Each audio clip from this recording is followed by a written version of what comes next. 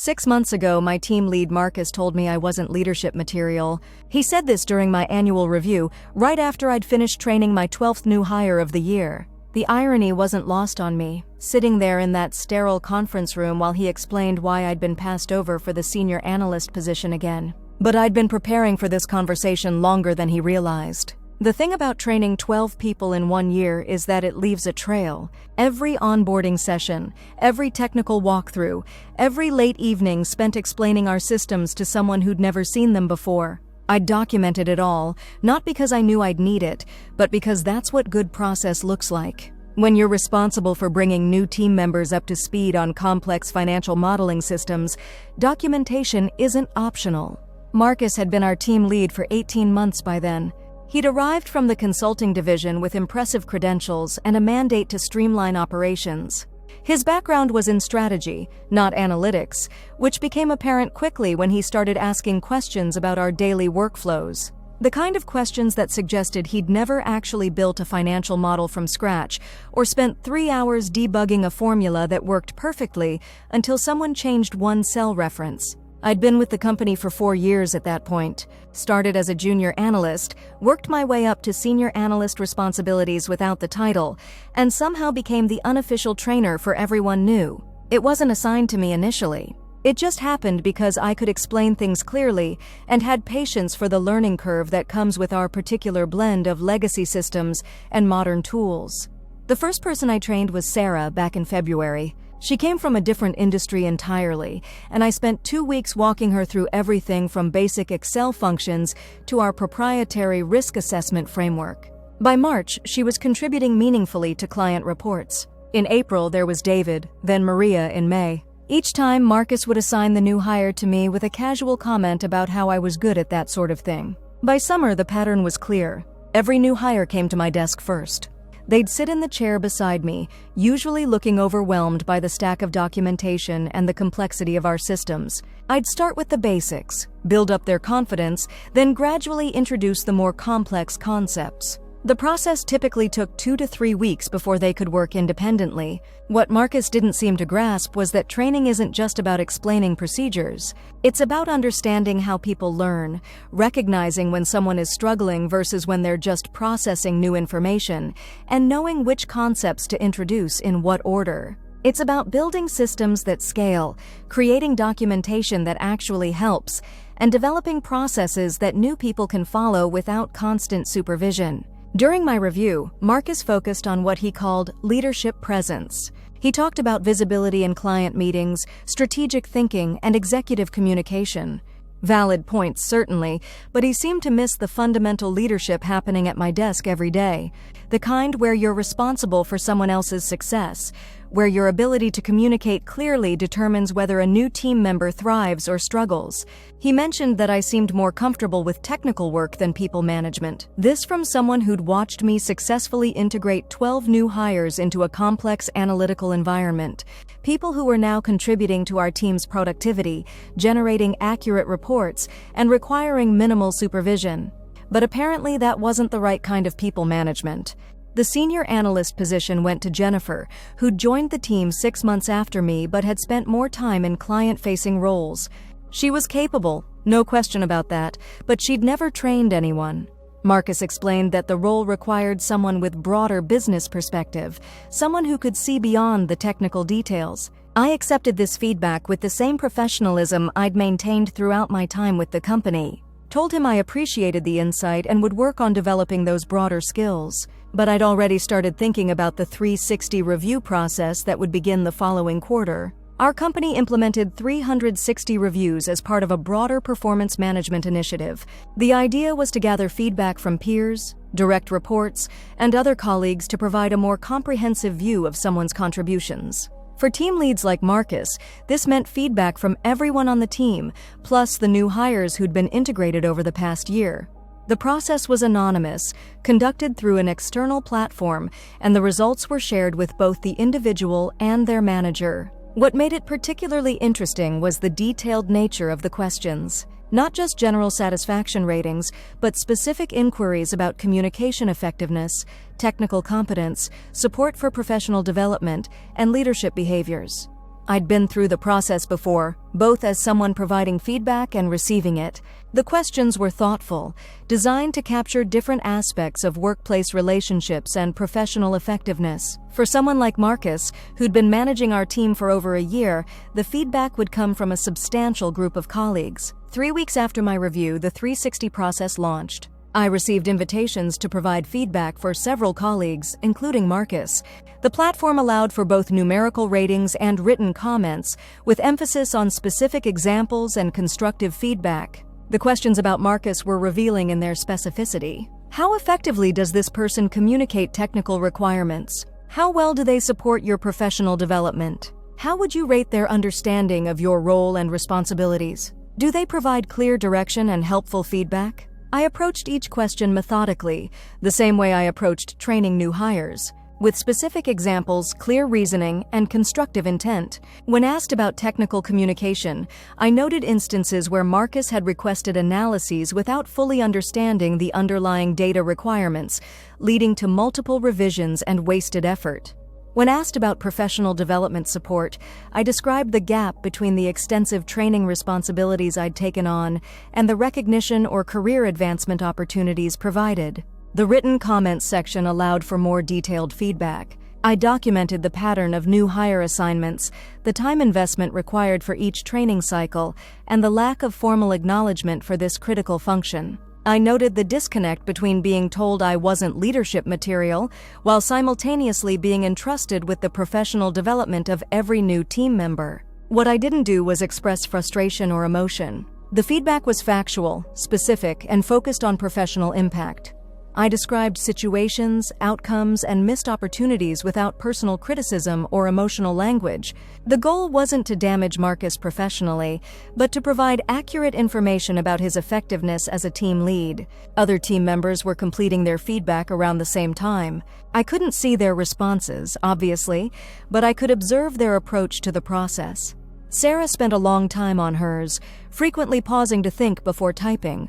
David asked me privately about the confidentiality protections, wanting to be sure his feedback wouldn't be traced back to him. Maria printed out the questions and worked on her responses offline before entering them into the system. The pattern suggested that others had observations to share as well. 2 weeks later, Marcus received his 360 feedback results. The timing coincided with our quarterly team meeting, and there was a noticeable shift in his demeanor. He seemed distracted during the presentations, and his usual confident commentary was replaced by more tentative responses. I learned later that 360 feedback results included both summary scores and compiled written comments. For team leads, the written feedback could be particularly illuminating, especially when multiple team members identified similar patterns or concerns. The change in Marcus's behavior was subtle but consistent. He started asking more questions before making assignments, often checking his understanding of technical requirements multiple times. He began acknowledging the training work more explicitly, mentioning it in team meetings and email updates. Most notably, he started sitting in on some of the new hire training sessions, observing the process he'd been delegating without fully understanding. But the most significant change came 3 weeks after the feedback results were distributed. Marcus requested a meeting with our director, Helen, to discuss his career development opportunities. Word spread quickly through the office network that he was exploring options in other divisions. Helen mentioned to me privately that Marcus had expressed interest in roles that better aligned with his strategic background. She seemed puzzled by the timing, noting that he'd been performing well as team lead and had strong support from upper management. But she also mentioned that the 360 feedback had raised some interesting points about operational effectiveness. The specifics of Marcus's feedback weren't shared with me directly, but the patterns became clear through his changed behavior and subsequent conversations. Helen began asking more detailed questions about our team's training processes, the time investment required for new hire integration, and the informal leadership roles that had emerged organically. During one of these conversations, she asked me to prepare a presentation about our onboarding procedures. She wanted to understand the full scope of what was involved in bringing new team members up to speed, including time investment, resource requirements, and success metrics. The presentation took me a week to prepare properly. I documented every aspect of the training process, from initial system access setup to final competency validation. I included metrics on training duration, new hire productivity curves, and retention rates. Most importantly, I outlined the informal leadership and mentoring responsibilities that had become part of my role. The data was compelling: 12 new hires in 1 year, with an average training period of 2.5 weeks each. That represented over 6 months of dedicated training time, not including ongoing mentoring and support. The retention rate for people I'd trained was 92%, compared to 78% for the broader division. Helen's response was immediate and practical. She wanted to formalize the training role, create proper documentation for the process, and ensure adequate recognition for whoever took on these responsibilities. She also began asking more questions about team leadership dynamics and the gap between formal authority and actual influence. 2 days after my presentation, Marcus announced that he'd accepted a position in the strategy division. The role was described as a natural fit for his consulting background and would allow him to focus on the high-level analytical work he preferred. The transition would happen over the following month. Helen approached me the same afternoon. She didn't offer me Marcus's position directly, but she asked about my interest in formalizing the training responsibilities and taking on broader team coordination duties. The conversation felt different from my review with Marcus. She asked specific questions about my experience, my approach to developing others, and my vision for the team's future. The senior analyst position opened up again as part of the reorganization. This time, the job description included explicit training and mentoring responsibilities. It acknowledged the leadership aspects of professional development and the strategic importance of effective onboarding processes. I applied, of course, but more importantly, I applied with a complete understanding of how my contributions were perceived by the people I'd actually been leading. The 360 feedback process had provided clarity that went both ways. While Marcus learned about his gaps in technical understanding and people development, I learned that my colleagues had been observing and valuing my work all along. The interview process was thorough. Helen brought in representatives from HR and the broader analytics division. They asked about my training methodology, my approach to performance management, and my ideas for scaling our onboarding processes.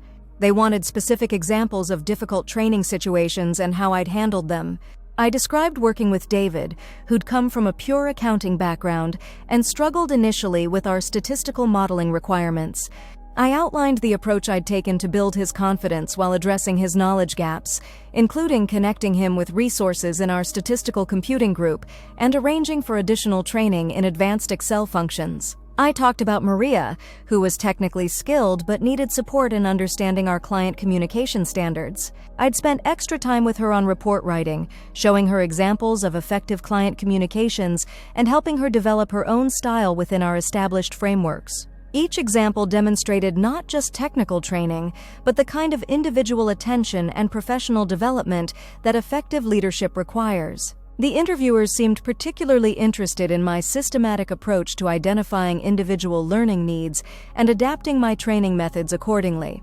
3 weeks later, I was offered the senior analyst position. The salary increase was significant, but more important was the formal recognition of the leadership work I'd been doing informally. The role included explicit training and mentoring responsibilities, with dedicated time allocation and resources for professional development activities. Marcus's transition to the strategy division went smoothly. His new role suited his strengths better, focusing on high-level business analysis rather than day-to-day team management.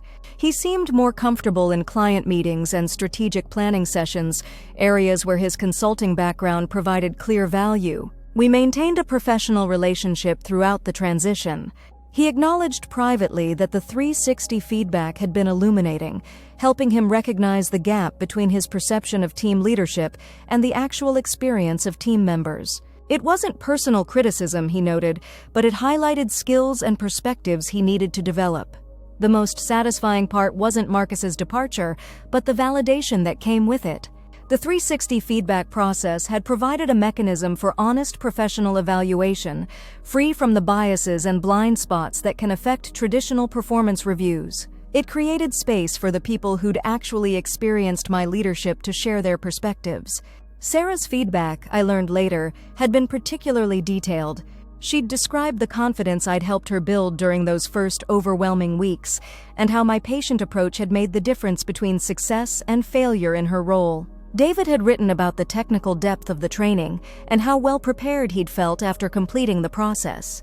Maria had focused on the mentoring aspects, describing how I'd helped her navigate not just the technical requirements, but the cultural and communication norms of our organization. Each of them had recognized something that Marcus had missed: that effective leadership often happens quietly, in one-on-one interactions, through patient teaching and individual attention. The new training documentation I developed became a model for other teams in the division.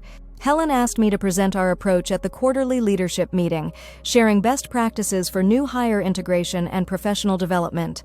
The presentation led to conversations with other team leads about implementing similar systematic approaches to training and mentoring. 6 months later, I was asked to mentor 2 other senior analysts who were taking on formal training responsibilities in their own teams. The irony wasn't lost on me that I was now officially teaching other people how to develop leadership skills, the same skills that Marcus had questioned in my original review. The experience changed my understanding of professional recognition and career development. Sometimes the most important leadership work happens without fanfare or formal acknowledgement. Sometimes the people who benefit from your efforts are the only ones positioned to truly evaluate your effectiveness. The 360 feedback process had provided a way for that hidden leadership to become visible. Not through self-promotion or political maneuvering, but through the honest assessments of people who'd experienced the impact of my work directly. Marcus's new role in strategy turned out to be genuinely better suited to his strengths. He excelled at the high-level analytical work and client relationship management that the position required. His departure from team leadership wasn't a failure, but a recognition that different roles require different skill sets.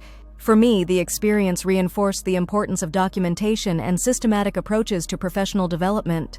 The metrics I'd maintained on training outcomes, the detailed notes I'd kept on individual learning needs, and the processes I'd developed for knowledge transfer all became valuable assets when it came time to demonstrate my contributions.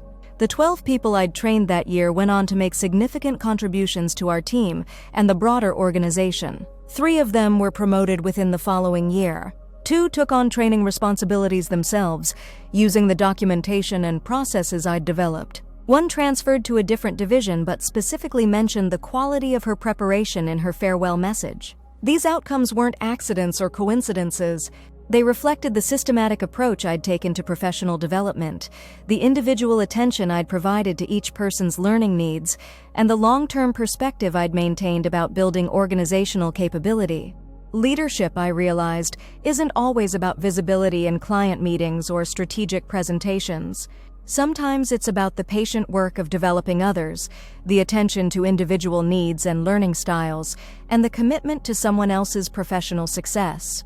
Sometimes it's measured not in quarterly metrics, but in career trajectories and professional growth. The 360 feedback process simply provided a mechanism for that reality to become visible to people who made decisions about recognition and advancement. A year later, I was promoted to team lead myself. The transition felt natural because I'd already been performing many of the essential functions of the role. But this time, the training and development responsibilities were recognized explicitly, with dedicated resources and institutional support.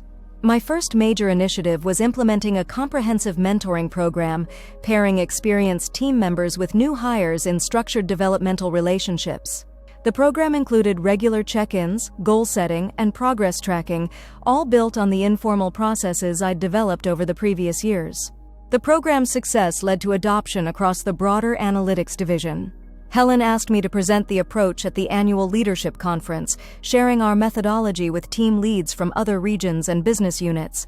Standing in front of that audience, describing the systematic approach to professional development that had grown out of my informal training responsibilities, I thought about the conversation with Marcus 18 months earlier.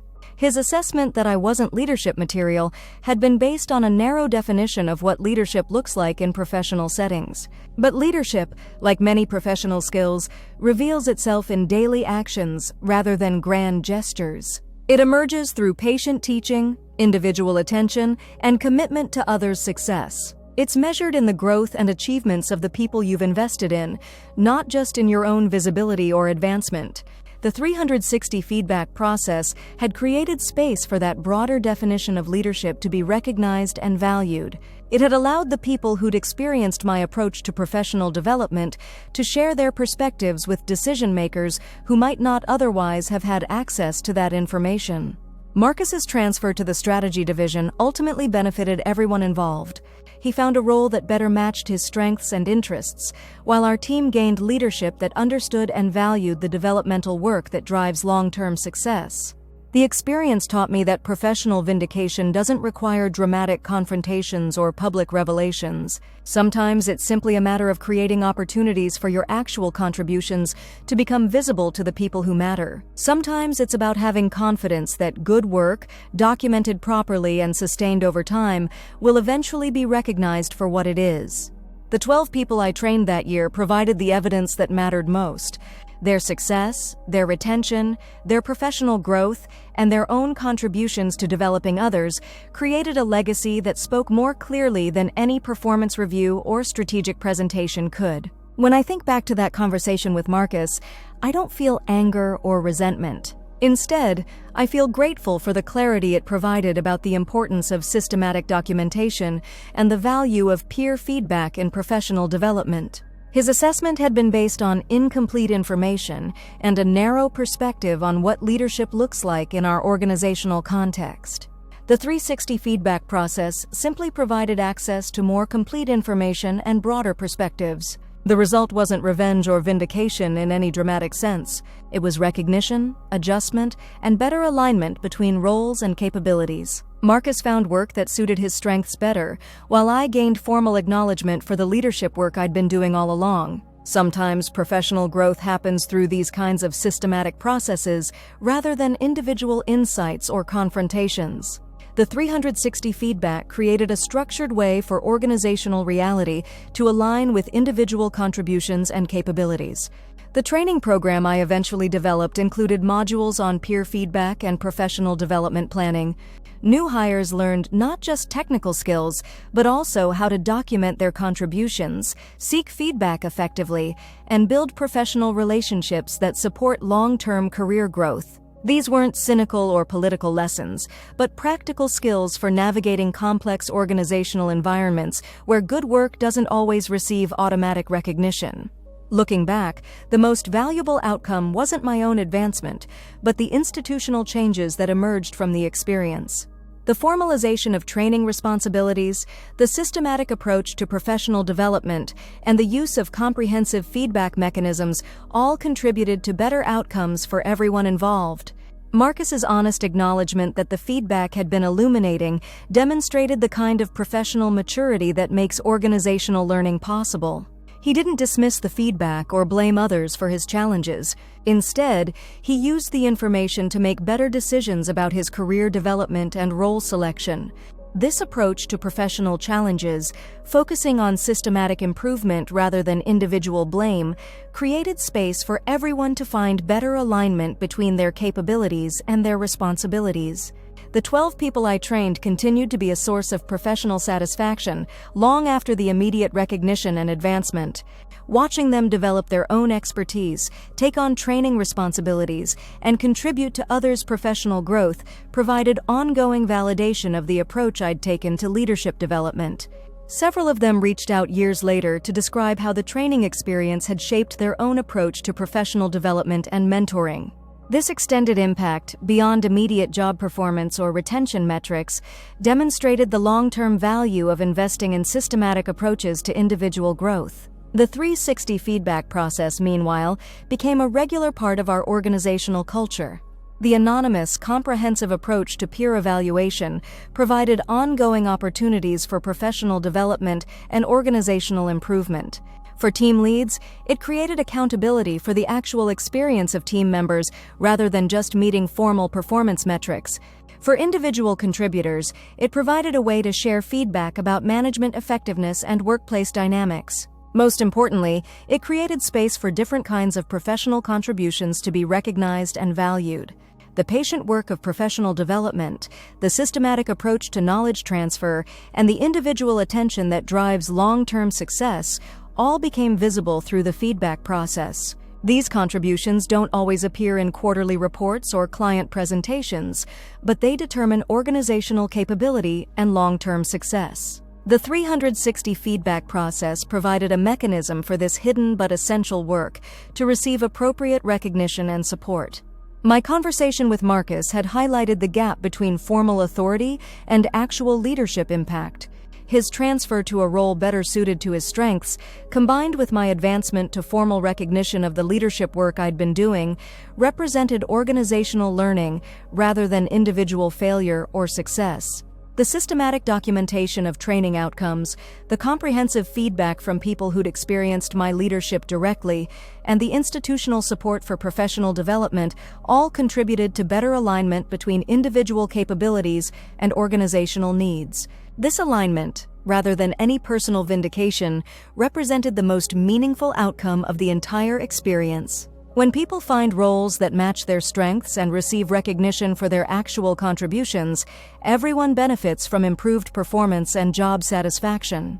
The training program I developed continued to evolve based on feedback from new hires and their subsequent performance outcomes.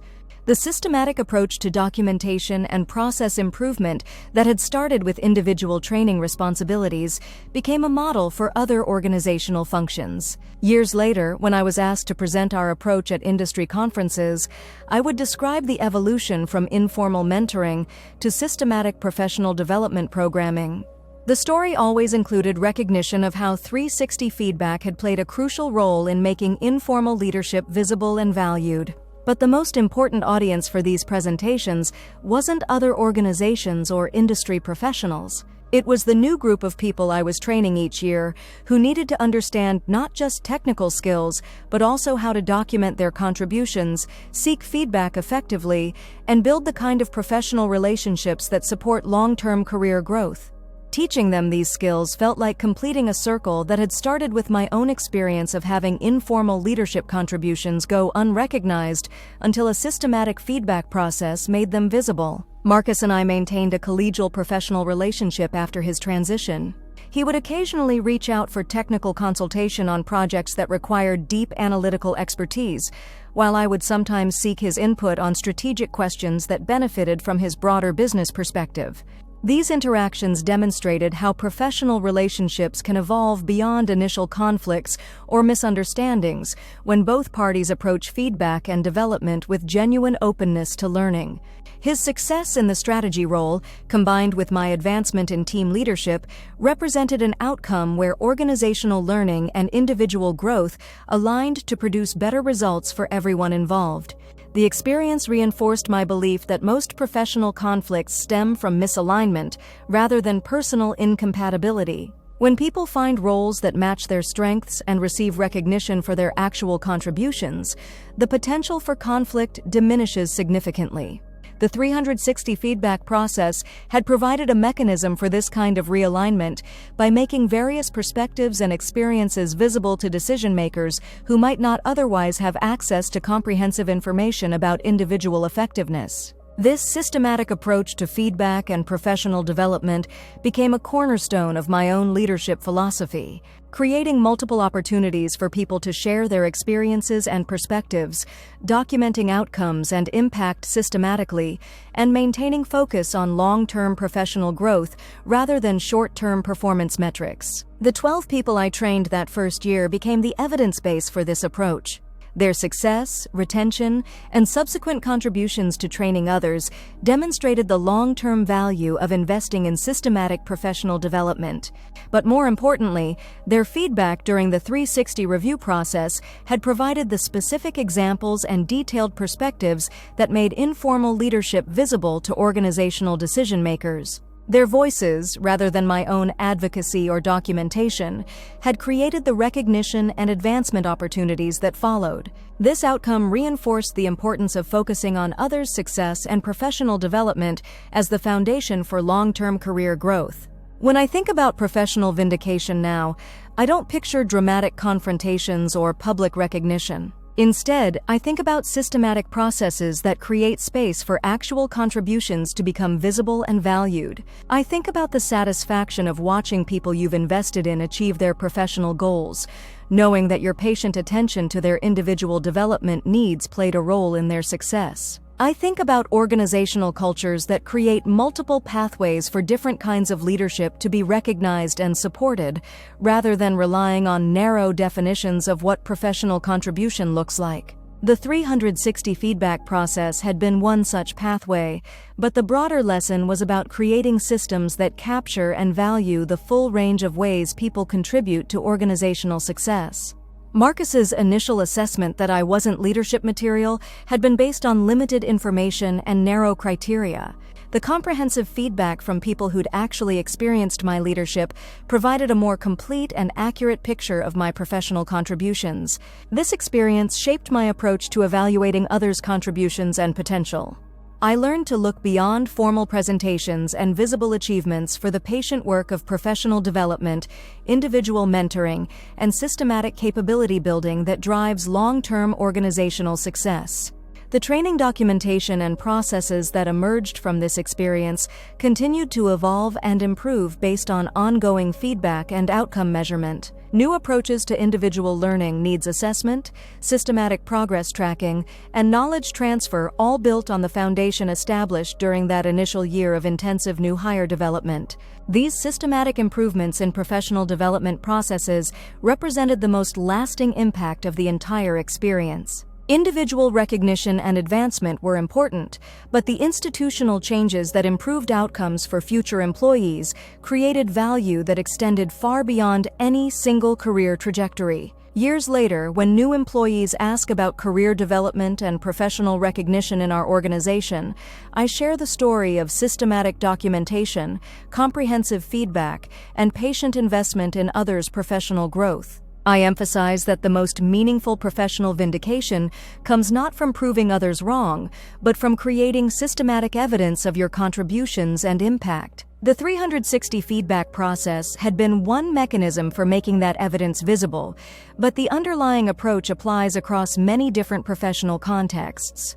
The 12 people I trained that year, and the hundreds who followed in subsequent years, represent the real measure of professional impact. Their success, their own contributions to developing others, and their career growth provide ongoing validation of the systematic approach to leadership development that emerged from that initial experience.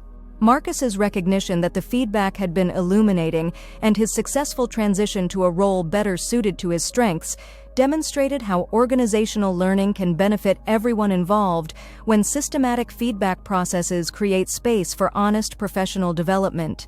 The experience taught me that professional vindication, at its best, isn't about individual triumph, but about creating systems and processes that allow everyone to find better alignment between their capabilities and their contributions. This alignment, supported by comprehensive feedback and systematic professional development, represents the kind of workplace culture where different forms of leadership can be recognized and valued appropriately. The training program I developed, the mentoring processes that emerged from it, and the institutional changes that followed all contributed to this kind of culture. But the foundation was the patient work of individual development, documented systematically, and validated through the honest feedback of people who'd experienced its impact directly. That foundation, built one training session and one professional relationship at a time, proved more durable and meaningful than any single promotion or recognition. It created the basis for long-term professional satisfaction and continued opportunities to contribute to others' success and development. When I consider the conversation with Marcus that started this entire journey, I feel grateful for the clarity it provided about the importance of systematic approaches to professional development and the value of comprehensive feedback in organizational settings. His assessment had been incomplete, but it created the motivation to document and demonstrate the full scope of my contributions through systematic processes rather than individual advocacy. The result was recognition not just for past work, but ongoing opportunities to expand and improve approaches to professional development that benefit entire organizations rather than individual careers. This broader impact, extending far beyond any single performance review or advancement opportunity, represents the kind of professional vindication that creates lasting value for everyone involved.